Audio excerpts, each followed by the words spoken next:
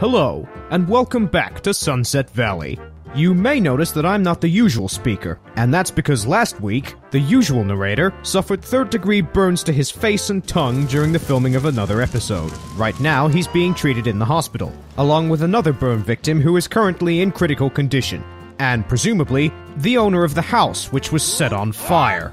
We're not exactly sure how it started, but we did receive word from a neighbor who just moved in that everything was fine and well when she was there a few minutes before. If any more news does come up, we'll be sure to tell you. As if anyone cares! Anyways, today, the scent of excitement has led us to the home of an old geezer named Lance. Lance's home lies at the very edge of the city. He doesn't interact with anybody and spends his days alone. But don't just take him for an old hermit. Believe it or not, Lance is the most powerful man in Sunset Valley. How, you may ask? Well, besides inventing the shoelace, and being the former CEO of one of the biggest oil companies in the world, he currently has blackmail over most politicians and government workers in Sunset Valley. Let's just say he doesn't honor the "what happens in Vegas stays in Vegas" code. Why, Lance even knows how Mayor Gumphrey likes his women. In hordes. And with crack. And some LSD.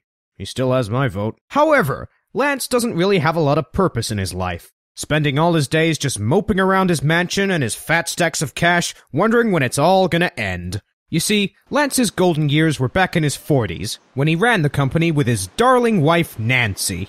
But oil was only what they worked with officially. Behind the scenes, the company took part in many different business arrangements, and had deep roots in drug trade, smuggling of goods, smuggling of people, and the black market. The loving duo were incredible business partners, and could achieve just about anything.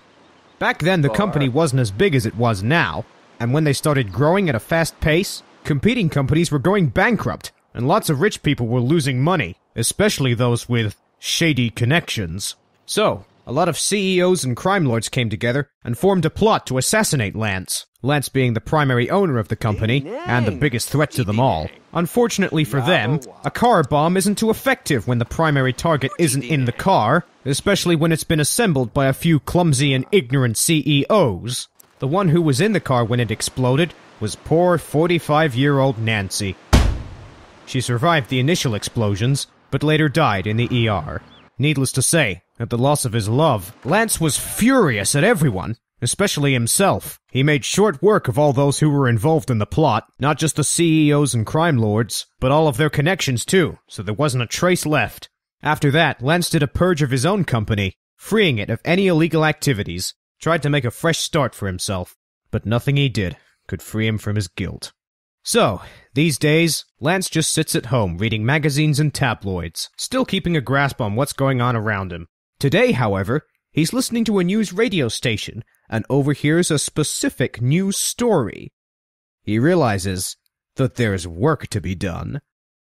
Thanks for watching. Be sure to check out my channel, linked in the description below. Yes, I am shamelessly plugging myself, but the other guy is in hospital, so tell me, just what is he going to do about it, huh?